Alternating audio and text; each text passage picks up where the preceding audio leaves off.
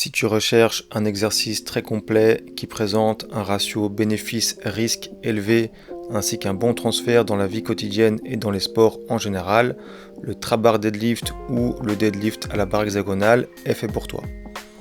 Dans cette vidéo, je te donne mon avis sur cet exercice ainsi que les nombreux avantages qu'il propose.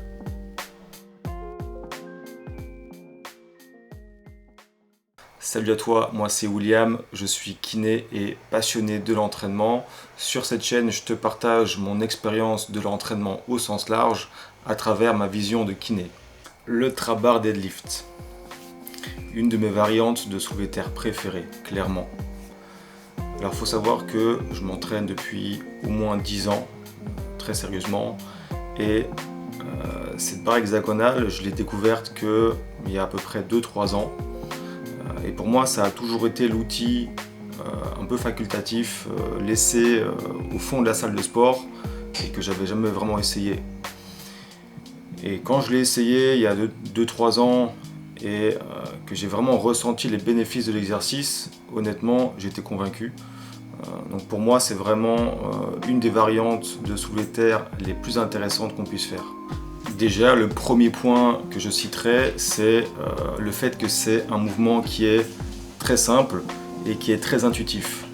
Donc, comparé aux différentes variantes du deadlift qui peuvent être techniques et qui peuvent être assez compliquées à apprendre, la trap bar, elle est vraiment intuitive.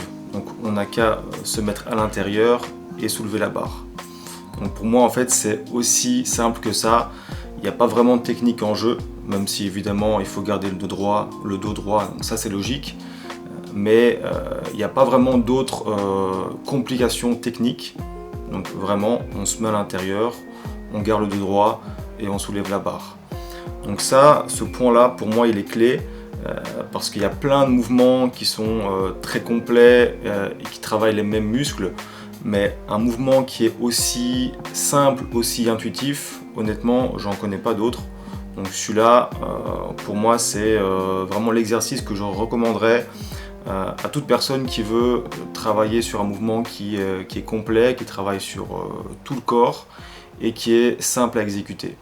Ensuite, l'aspect fonctionnel, même si le terme fonctionnel, c'est pas un terme que j'aime beaucoup, car pour moi, il est souvent mal utilisé et ça veut un peu tout et rien dire.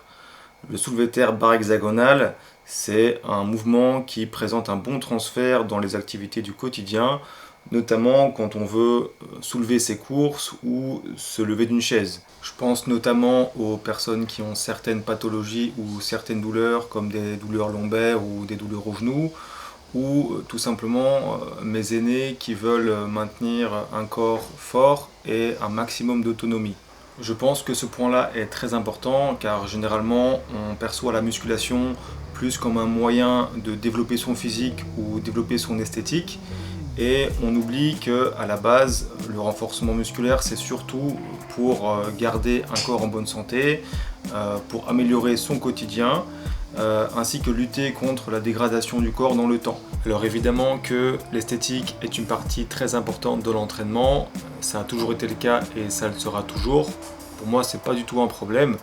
Ce que je veux dire, c'est qu'il faut simplement commencer à penser plus large et pas uniquement esthétique, mais aussi santé et longévité. Bon, j'ai l'impression de me disperser un peu trop, donc revenons-en à notre soulevé de terre barre hexagonale.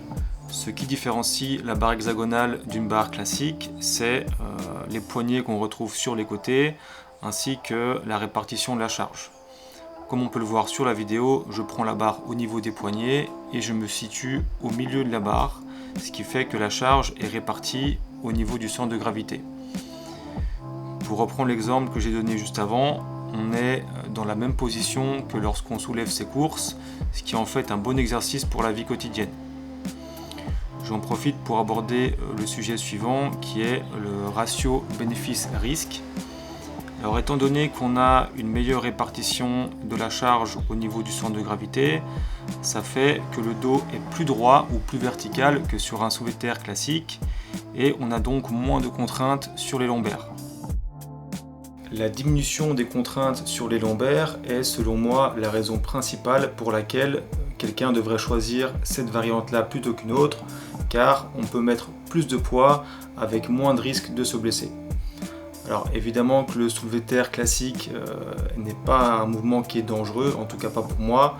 Ça dépend vraiment de comment on le fait et de la charge qu'on met.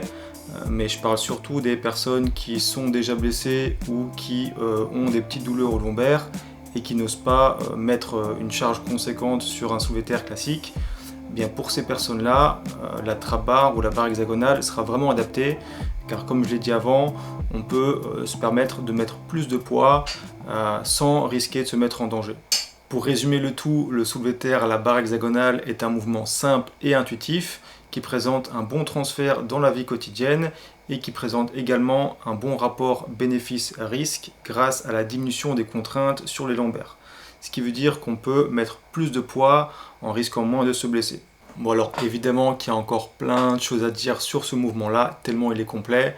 J'aurais pu parler de l'aspect bodybuilding ou de l'aspect amélioration des performances dans différents sports, mais je pense que ça dépasse légèrement le cadre de cette vidéo. Dans celle-ci, je voulais surtout parler de l'aspect pratique et de l'aspect biomécanique. Donc je prendrai le temps de parler du reste dans une prochaine vidéo. Donc voilà, c'est tout pour cette vidéo. N'hésite pas à me dire ce que tu en as pensé et je te dis à la prochaine.